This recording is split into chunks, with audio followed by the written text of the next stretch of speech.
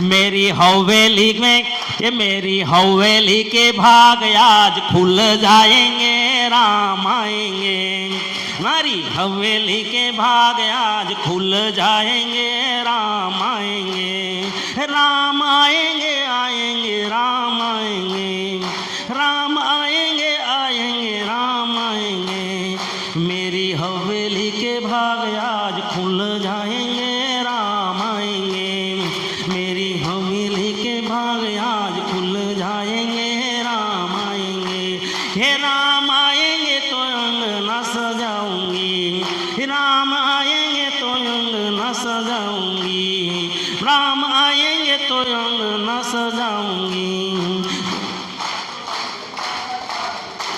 ये दीप जला के मैं दिवाली मनाऊंगी, दीप जला के मैं दिवाली मनाऊंगी। हे मेरे जन्मों के पाप आज मिट जाएंगे, राम आएंगे।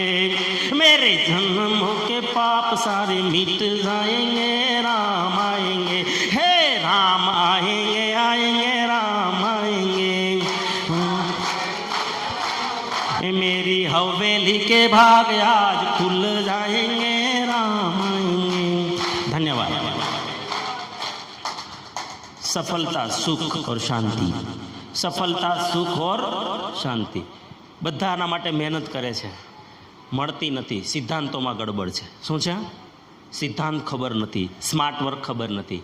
તો આપણી પાસે બહાના છે. આજથી બિલકુલ બહાના કાઢી નાખવાના છે. ઘણીવાર લોકો શું કહે છે ખબર? સફળ શું કામ નથી, મારા સપના કેમ પૂરા ન થયા?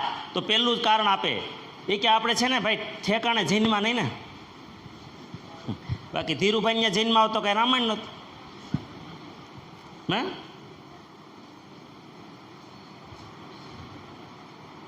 તો ધીરુભાઈ ક્યાં જૈનમાં હતા?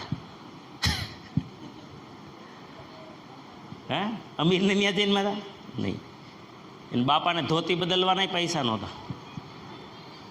તો શું એ વ્યક્તિ અલગ જ્ઞાતિમાં જન્મી એટલે અનુભવ નહોતો, ભણેલ નથી, બચપણમાં મોકો મળ્યો નહીં?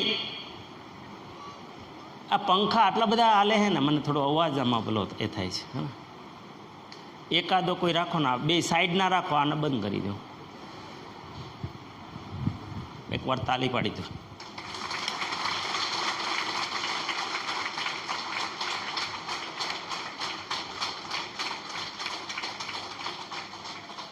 ઓકે ચાલો,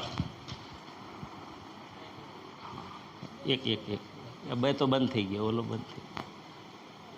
એ એક રહેવા દો જીતુભાઈ, એ આને હવા જોશે. અચ્છા ત્યાં તો છે ઉપર, આને બંધ કરો ને ખૂણાવાળાને. આમાં આ એક રાખો, ખૂણોવાળો બંધ કરી. ઓકે ચાલો, એ અહીંથી છે.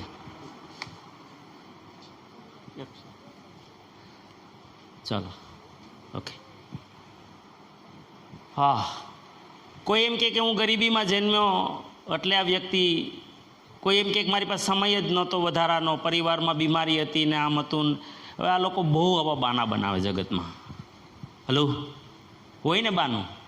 અચ્છા, હવે તમે લખો તમારે કયું કયું બાનું છે, સફળ શું કામ નથી. આમાંથી જ છે કે બીજું હજુ કંઈ નવું છે? તમારા જીવનમાં એ બાનું તો હશે જ.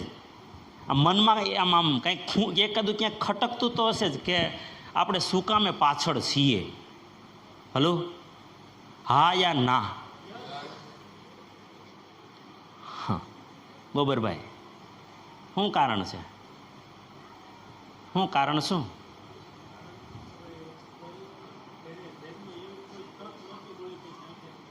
છે ને બાનું? સાચું છે ને? હા પાડે.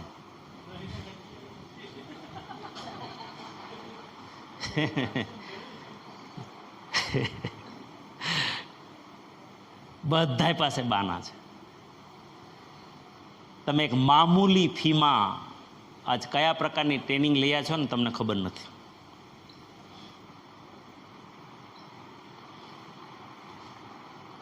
જો આજ જીવનને સમજી જાઓ આજે જ, તો આ 300 રૂપિયાની ફી નથી, હા, એ ટોકન છે. કદાચ આના 3 કરોડ આપો ને તો તમે ચૂકવી ન શકો.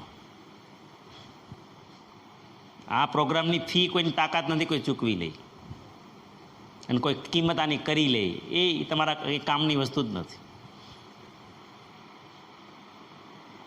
તમારે સફળ થવું હોય ને તો આટલા આ બાનાઓ તો ખરા, પણ જીવનનું એક પણ બાનું બીજું તમારું કોઈ પણ હોય એને પણ બ્રહ્માંડની બહાર મોકલી દો લાત મારીને. શું કામ? બહાનાનો સીધો મતલબ થાય અકર્મણ્યવાદ. બહાનું એટલે જાતને બચાવવી.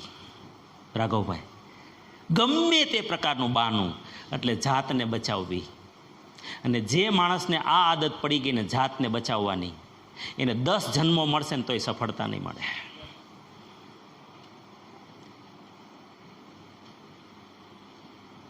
જ્યારે મારું મન બાના તરફ લઈ જાય, મને બાનું તરફ લઈ જાય કે આ કારણ છે, આ કારણ છે, સાલું એક થપ્પડ મારો ઉપાડીને કે નહીં,